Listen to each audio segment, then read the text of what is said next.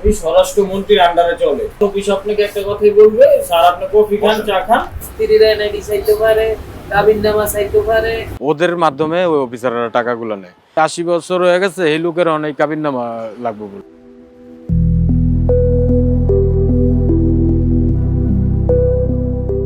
আপনার কাছে একটি বাংলাদেশি পাসপোর্ট আছে, অথচ পাসপোর্ট অফিসে গিয়ে কোনো তিক্ত অভিজ্ঞতা নেই, এমন মানুষ খুঁজে পাওয়া মুশকিল। ঘণ্টার পর ঘণ্টা লাইনে দাঁড়িয়ে থাকা, নথিপত্রের ভুল ধরা আর দিনের পর দিন দপ্তরের দৌড়ঝাঁপ, এই ভোগান্তি যেন এদেশের মানুষের চিরচেনা নিয়তি। নাগরিকদের এই ভোগান্তি কমাতে গত কয়েক বছর ধরে নেওয়া হয়েছে নানা উদ্যোগ। বেড়েছে অফিসের সংখ্যা, চালু হয়েছে পাসপোর্ট, আবেদন প্রক্রিয়া এখন পুরোপুরি অনলাইনে। সর্বশেষ দীর্ঘদিনের বিতর্কিত পুলিশ ভেরিফিকেশন প্রথাও তুলে দিয়েছে সরকার।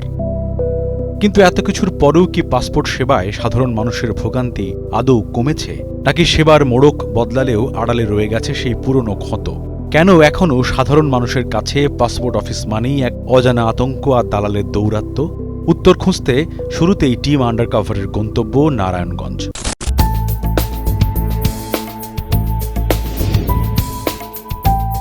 নারায়ণগঞ্জ আঞ্চলিক পাসপোর্ট অফিসের সামনে পা দিতেই চোখে পড়ে চেনা দৃশ্য। সারি সারি কম্পিউটারের দোকান, ব্যস্ত অপারেটর আর ভিড়ের মধ্যে ঘুরে বেড়ানো কিছু মানুষ, যারা পাসপোর্ট করতে আসা মানুষদের দিকে নজর রাখছেন সতর্ক চোখে। এই চত্বরেই দীর্ঘদিনের যাতায়াত আমির হোসেনের।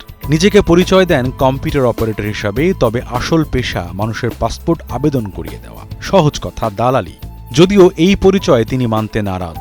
মূলত এনে কয়েকটা বড় বড় দালাল সিন্ডিকেট আছে, ওদের সাথে পায়রা ওঠা যায় না। অফিসারদের সাথে ওদের ভালো হটলাইন, ওরা মানে ওদের সাথে ডিলিংস করে। আমির হোসেনের কথাতেই স্পষ্ট হয়ে উঠল নারায়ণগঞ্জ পাসপোর্ট অফিসকে ঘিরে গড়ে ওঠা এক অদৃশ্য সাম্রাজ্যের প্রতিচ্ছবি। ভেতরের কর্মকর্তাদের সাথে দালালদের সরাসরি হটলাইন, নিয়মিত লেনদেন, আর মাঝখানে সাধারণ মানুষ কেবলই জিম্মি। মূলত এখানে 40-50টা কম্পিউটারের দোকান আছে। কর্মকর্তার কিন্তু সবার লগে সম্পর্ক নাই। হাতে গোনা 4-5 জন সিন্ডিকেট সিস্টেম করে রাখছে বড় দালাল, ওদের মাধ্যমে ওই অফিসাররা টাকাগুলো নেয়। আর যারা যারা ছোট দালালে যে কম্পিউটারে ফর্ম ফিল আপ করে, এরা যাতে যা লয়া পারে 50-100 টাকা 200 টাকা লাভ লয়া। তথ্যটি রীতিমতো শিউরে ওঠার মতো। দালাল আর কর্মকর্তাদের মধ্যে যোগাযোগ হয় গোপন কোডের মাধ্যমে, আর সেই কোড দালালদের কাছে তুলে দেন স্বয়ং পাসপোর্ট অফিসের লোকজনই। এই কোডই দালালের কথিত লাইসেন্স, অফিসের ভেতরে তার অদৃশ্য পরিচয়পত্র। আপনার যদি টাকা দিয়ে কাজ করায়, ভিতরে চ্যানেল বা অফিসাররা যে টাকা পাইবো এরকম একটা চিহ্ন থাকলে, তাইলে আর কিছু কোনো কাগজ লাগবে না, শুধু আইডি কার্ড হইলেই হয়।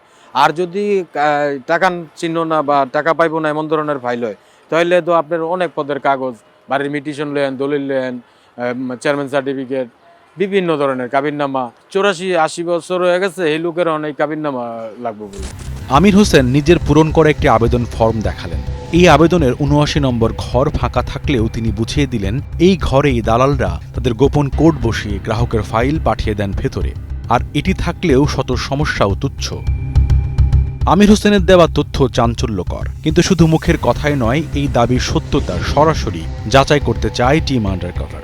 তাই অনুসন্ধানে মাঠে নেমেই খুঁজে বের করা হলো এমন একজনকে যিনি সত্যিই পাসপোর্ট করতে চান, যার অভিজ্ঞতাই হবে আমাদের আসল পরীক্ষা।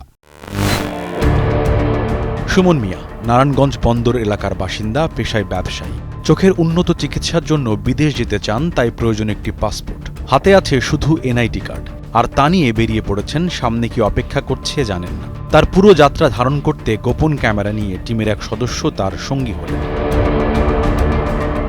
সুমন মিয়া রওনা দিয়েছেন পাসপোর্ট অফিসের দিকে। তার যাত্রা চলুক, এই ফাঁকে আমরা জেনে নিই একটি পাসপোর্ট আবেদন করতে আসলে কি কি ডকুমেন্টস লাগে। ইমিগ্রেশন ও পাসপোর্ট অধিদপ্তর বলছে আবেদন ফর্মে মোট 89টি তথ্য পূরণ করতে হবে।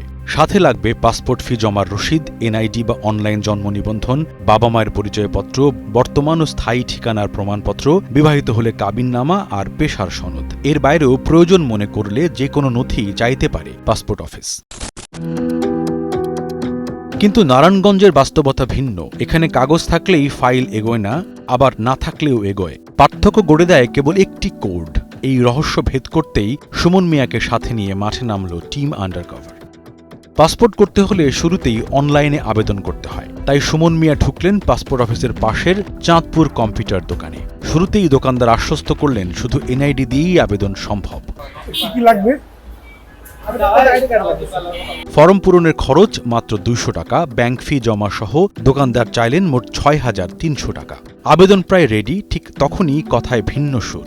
পিতামাতার এনআইডিও চাইতে পারে, স্ত্রীর এনআইডি চাইতে পারে, কাবিননামা চাইতে পারে, সেরমানি সার্টিফিকেট চাইতে পারে। আলাদা কিছু টাকা লাগে, ওই সময় আপনারা আর হয়রানি করবো না, আপনি গেলেই আপনার কাজ করে দিবেন। সুমন মিয়া রাজি নন। দালালের দ্বারস্থ না হয়ে সরাসরি ফাইল জমা দেবেন, এই সিদ্ধান্তেই অটল। অফিসের মূল গেট দিয়ে সুমনকে ঢুকতে দেওয়া হলো, তবে আটকে গেল টিমের সদস্য। অসুস্থতার অজুহাতে শেষ পর্যন্ত ঢোকা গেল। বোঝা গেল এখানকার নিরাপত্তা বেশ জোরদার। অফিসের মূল গেট দিয়ে সুমনকে ঢুকতে দেওয়া হলো। নিচতলার 101 নম্বর কাউন্টার। লাইন ছোট, ভিড় তেমন একটা নেই। দায়িত্বরত ব্যক্তি পর্যন্ত পৌঁছাতে খুব একটা বেগ পেতে হলো না। ফাইল হাতে নিলেন, উল্টে পাল্টে দেখলেন, এরপর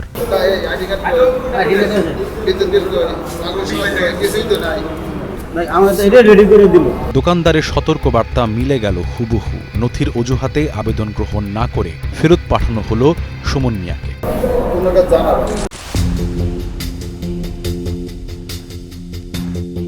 ওই দোকানে গেলে না করলেন না, তবে একই আবেদন জমা করিয়ে দিতে চাইলেন 1,700 টাকায়। আপনার কাজ হইব, আপনি ওইভাবে গেলেন। সুমন মিয়া রাজি হলেন না। একটু কম পাওয়ার আশায় ঢু মারলেন পাশের একটি দোকানে।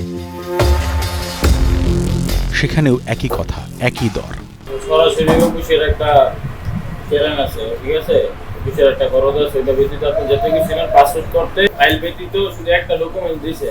আপনার পাসপোর্ট করতে সরকারি কর্তৃক 68টা ডকুমেন্টসের প্রয়োজন। এই অফিস স্বরাষ্ট্রমন্ত্রীর আন্ডারে চলে।